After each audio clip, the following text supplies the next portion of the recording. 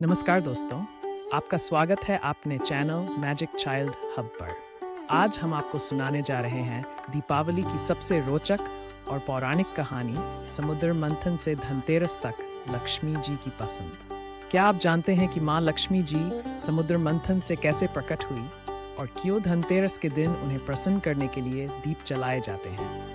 तो चलिए दोस्तों, समय के पहिए को पीछे घुमाते हैं और चलते हैं उस दिव्य क्षण की ओर जहाँ से शुरू हुई थी दीपावली और धनतेरस की असली कहानी। बहुत बहुत समय पहले देवताओं और असुरों के बीच समुद्र मंथन हुआ। उद्देश्य था अमृत प्राप्त करना। जब देव और असुर मिलकर मंदार पर्वत से समुद्र मथ रहे थे, तब अनेक अद्भुत चीजें निकली। चंद्रमा, कामधेनु गाय, कल्पवृक्ष और अंत में एक दिव्य ज्योति प्रकट हुई। वह थी माँ लक्ष्मी, सौंदर्य, समृद्धि और शांति की देवी। उनके आगमन से चारों ओर प्रकाश फैल गया।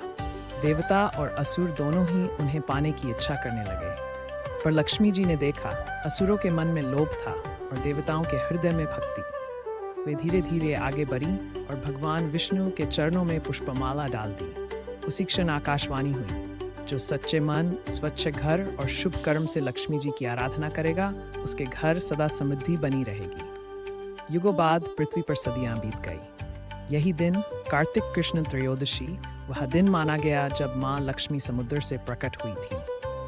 तभी से ये दिन धनतेरस कहलाया। हर वर्ष इस दिन लोग अपने घर की सफाई करते हैं, नए बर्तन या सोना चांदी खरीदते हैं और दीप जलाकर लक्ष्मी जी का स्वागत करते हैं। ठीक वैसे ही जैसे देवताओं ने उनके स्वागत में स्वर्ग को सजाया था। कई वर्ष पहले धरती पर एक छोटा गांव था, प्रेमपुर। वहाँ राजू नाम का लड़का रहता था। गरीब था लेकिन दिल का बहुत साफ। धनतेरस का दिन था। गांव में हर कोई बाजार से चीजें खरीद रहा था। राजू के पास इतने पैसे भी नहीं थे कि वह एक दिया खरीद सके। उदास होकर वह मंदिर गया और बोला, हे लक्ष्मी माँ, सबके घरों में उजाला है लेकिन मेरे घर में अंधेरा क्यों? तभी एक धीमी सी आवाज आई, राजू बेटा, लक्ष्मी को महलों की नहीं, मन की रोशनी पसंद है।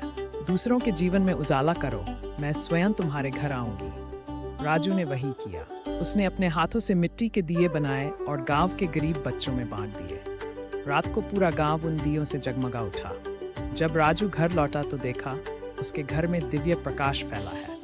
दरवाजे पर सुनहरी रोशनी में माँ लक्ष्मी खड़ी थी। माँ ने मुस्कुराकर कहा, राजू, आज तुमने जो दिया वही असली धन है। जहाँ दया, मेहनत और बात सच्चाई होती है, वहीं मैं बसती हूँ। कहानी की सीख 1। धनतेरस सिर्फ सोना चांदी खरीदने का दिन नहीं, बल्कि मन और घर को पवित्र करने का दिन है। माँ लक्ष्मी को भक्ति, स्वच्छता और दान सबसे प्रिय है। असली धन वह है जो दूसरों के जीवन में उजाला फैलाए।